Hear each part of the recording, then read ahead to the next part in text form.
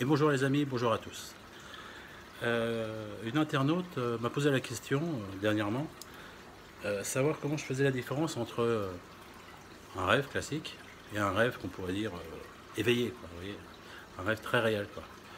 Et je lui ai répondu que un rêve qu'on appelle éveillé, on a nos cinq sens qui sont hyper développés, quoi.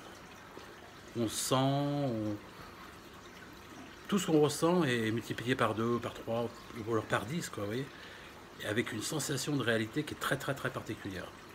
Voilà, c'est comme ça que je pourrais un petit peu séparer avec le rêve traditionnel, quoi. Et d'ailleurs, en parlant des rêves traditionnels, nous, c'est ça qu'on dit. Ouais, l'autre jour, j'ai écouté une émission et il disait que on rêve en fin de nuit, en fin de compte. Les dernières heures de sommeil, c'est là qu'on rêve. On appelle ça le sommeil paradoxal. Voilà. Et il est vrai que j'ai remarqué que souvent je rêvais en fin de nuit, tout ça. Et pas toujours. Et d'ailleurs, ce matin, je me suis rappelé de mon rêve de cette nuit. Et étonnamment, hier soir, je me suis couché, je sais pas, à 10 heures. Et j'ai rêvé aussitôt, quoi. Alors moi, j'ai l'impression que le rêve, il a duré toute la nuit, quoi. C'était sans fin. Même quand je me réveillais, je me rendormais, ça repartait. Voilà. Ouais, c'était sympa. Mais c'était un rêve. Vous voyez, c'est... Voilà, comme quoi. Ouais.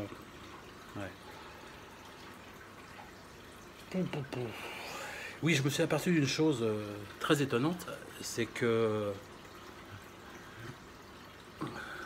depuis petit où je rêve, eh bien, je- il m'est arrivé plusieurs fois de rêver dans le même endroit, comme si mon rêve se passait dans, comme cinéma, dans un décor, et ce décor existe tout le temps, et parfois j'y retourne pour revivre d'autres expériences dans ce même rêve.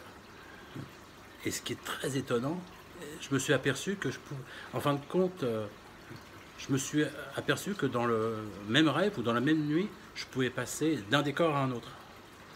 Par exemple, quand j'étais gamin, je me souviens de ce rêve, je sais pas, j'avais 8-10 ans, euh, il y a une plaine un peu montagneuse, herbeuse, tout ça, et moi je volais, comme j'aime bien faire, et je courais après des gamins, quoi. Mais bon, c'était pour rire, hein, je voulais pas les effrayer, et je les coursais, quoi, c'était super sympa. Ça m'est resté à vie, quoi. Et je suis retourné dans cette même plaine herbeuse, je voyais plus les gamins, mais je connaissais bien l'endroit, quoi. Et ensuite, j'ai continué à descendre plus bas, plus bas, plus bas, et j'arrive dans une autre zone, et que j'appelle le lac avec un ponton, et il fait toujours nuit. Et là, il se passe des choses bizarres. Mais je m'en suis toujours bien sorti, quoi. Et c'est bizarre, toujours nuit.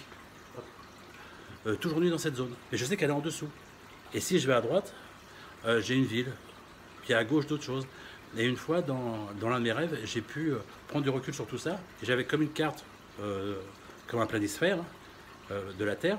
Sauf que c'était toutes ces, tous ces décors qui avaient bien leur état, ici, là, pas là, c'est là, tout ça. Et c'est tout structuré, quoi. J'étais très étonné, quoi. Petite observation que je voulais dire depuis longtemps, mais à chaque coup je zappe, quoi. Voilà. Et c'est vrai que le lac avec le ponton et où il fait nuit, c'est toujours des rêves, hein, pas cauchemar, mais il y a des trucs qui ont tendance à me courser, à vouloir m'attraper. À chaque coup je m'envole, là. En bas je vole tout le temps. Donc ça se passe bien. Ils n'arrivent pas à m'attraper, quoi. Yes. Et il y a un internaute qui est venu chez moi, avec qui j'échange depuis un bout de temps. C'est Aurélien. Donc salut Aurélien. C'est lui qui m'a envoyé les vidéos d'Orbe filmées chez son collègue qui est garagiste à Metz. Je crois que c'est à Metz. Et, et voilà. Et lui, il fait des soins énergétiques, magnétiseurs. Et là, il s'est formé pour l'hypnose régressive, entre autres. Ça m'intéresse beaucoup. Et il est vraiment bien. D'ailleurs, je voulais faire une vidéo, on n'a pas pu, quoi. Pour un peu le présenter, puis lui faire un peu de pub, c'était sympa. Ou peut-être qu'on le fera par audio, je sais pas. On fera un truc, quoi. Enfin bref, il m'a envoyé une bande-son d'un soin qu'il a fait pour une hypnose régressive à l'une de ses patientes. Et pour me demander ce que j'en pensais, quoi. Donc très sympa. Et chose très étonnante, bon, cette personne a été en contact, la patiente, hein, avec des entités, une vie antérieure, des entités. Et à un moment, il y a une entité qui se pointe, et c'est là que je trouvais ça fort intéressant. Elle l'appelle l'homme au chapeau. Et, l'homme au chapeau, aussitôt, ça m'a fait penser à la vidéo que j'ai faite juste avant, là, avec ce cauchemar terrible où j'ai l'impression que c'était le bon tibétain qui me faisait vivre une expérience très forte pour voir jusqu'où j'étais capable d'aller, quoi, où étaient mes limites pour me tester. Est-ce que j'étais capable malgré tout de rester dans l'amour, dans le bien, malgré ce qu'on peut me faire, quoi, vous voyez? Est-ce que j'étais prêt à tout perdre pour ne pas tomber dans la noirceur, quoi. C'était le cas, heureusement. Et voilà. Et donc, ce mec en particulier, il est très bien sapé, tout ça, et il avait un chapeau noir. Ça m'avait choqué, quoi. Et ben, dans l'hypnose régressive, il y a une entité qui se présente, bien sapé, tout ça, avec ce fameux chapeau noir. J'y tiens donc. Et le mec, il explique qu'il interagit avec les êtres humains que dans les rêves et les songes. Ok? Et il se qualifie comme entité indépendante, entre parenthèses, mercenaire. Donc ça veut dire on va dire qu'il y a des entités négatives, des entités de lumière positives, et il y a également entre les deux des mercenaires. C'est un peu comme chez nous, quoi. Où le mec, il loue ses services. Il loue ses services, à mon avis, le seul moyen de paiement dans ces milieux, c'est de l'énergie. Hein. Voilà, je pense que ça doit être le cas. Et donc la question est bien évidemment qui a missionné l'homme au chapeau, quoi. Alors il y a deux hypothèses, hein, à mon sens. Hein. La première, c'est que, on va dire, c'est le bon tibétain qui l'a missionné pour me tester. C'est ce que je préférerais, hein, franchement. Et l'autre possibilité, c'est une entité vampirique qui l'a missionné pour me mettre dans un état de peur puissant et donc se nourrir de cette peur, donc se nourrir de moi. Voilà, c'est la deuxième possibilité.